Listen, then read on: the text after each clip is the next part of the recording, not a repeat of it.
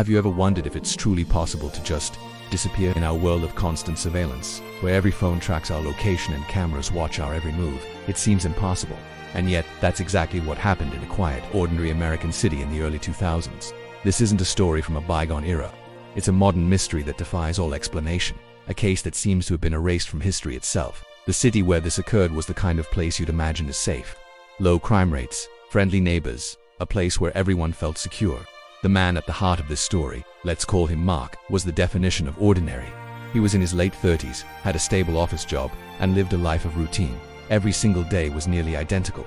He'd wake up at the same time, take the same train to work, and leave his office building like clockwork. His route home was always the same, a familiar path he'd walked hundreds, maybe thousands of times before. He had no known enemies, no secret life, and no reason to suddenly break from his predictable pattern. On the evening he vanished, everything appeared normal. It was a typical weekday. Security footage from his office building captured him walking out the main doors at exactly 6:12 p.m. Just as he always did, he was wearing his usual work attire, carrying his briefcase. A few minutes later, another camera caught him crossing a street, blending in with the evening commuters. The final confirmed sighting came from a witness who remembered seeing him standing at a busy downtown crosswalk, waiting for the light to change.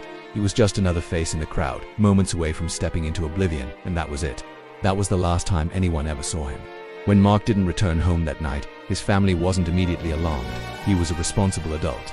Maybe he had to work late, or maybe he met up with a friend and his phone died. They gave it a few hours, but as the night wore on and his phone kept going straight to voicemail, a sense of unease turned into full-blown panic. By the next morning, they knew something was terribly wrong. This was completely out of character for him. The police were called, and they launched a full-scale investigation right away. Missing persons cases in this city were rare, especially ones involving someone as reliable as Mark. Their first lead was his phone. Records showed its last signal pinged from a major intersection right in the heart of downtown.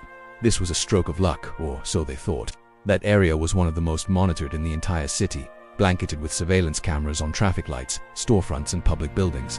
Detectives were confident the footage would show them exactly what happened. Did he get into a car? Did he meet someone? The cameras would hold the key. But when they went to retrieve the footage, they hit a dead end. A bizarre, almost unbelievable dead end. Every single camera covering that intersection had malfunctioned that night. Not just one or two, but all of them.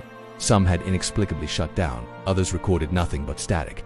There were no backups, no alternative angles, nothing. A complete technological blackout at the exact time and place Mark disappeared.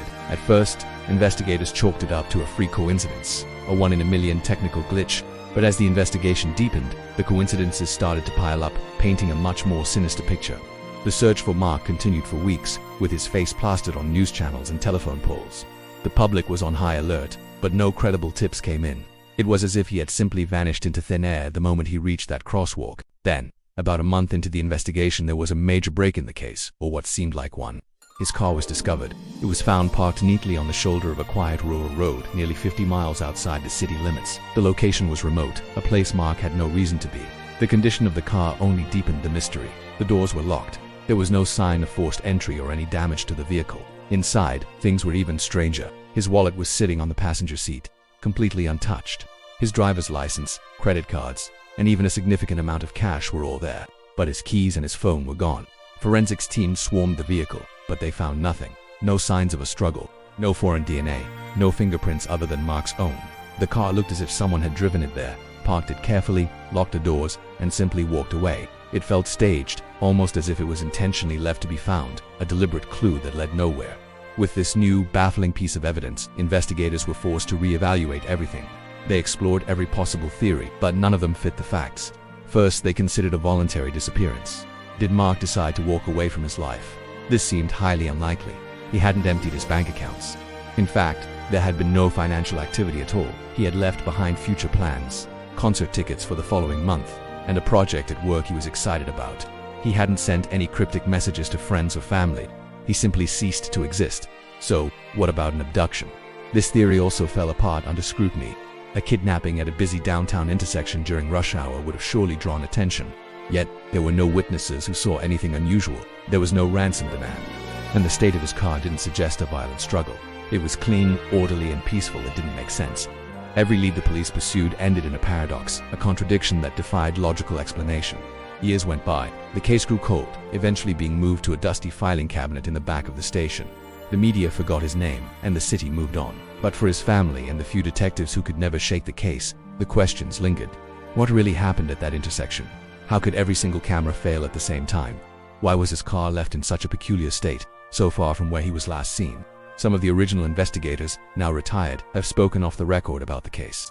They describe a feeling of unease, a sense that they weren't just dealing with a standard crime. One even suggested that the truth was actively suppressed, that powerful interests may have been involved in making Mark and the evidence of his disappearance go away. But these are just whispers, theories born from years of frustration and a complete lack of answers. To this day, the official record states that Mark is a missing person, but the reality is much darker. He stepped onto a street corner in a modern American city and was never seen again. The intersection where he vanished still exists, a normal-looking place you could walk through without a second thought, but it holds a secret. It is a place where the veil between the known and the unknown seems to have briefly lifted, swallowing a man whole and leaving behind nothing but an impossible, unanswered question. The city still doesn't like to talk about it. It's a scar on their history, a chilling reminder that even in our hyperconnected world, some mysteries are destined to remain unsolved. Thank you for watching. If you find stories like this as fascinating as I do, make sure to subscribe and hit the notification bell so you don't miss our next investigation into the unknown. See you next time.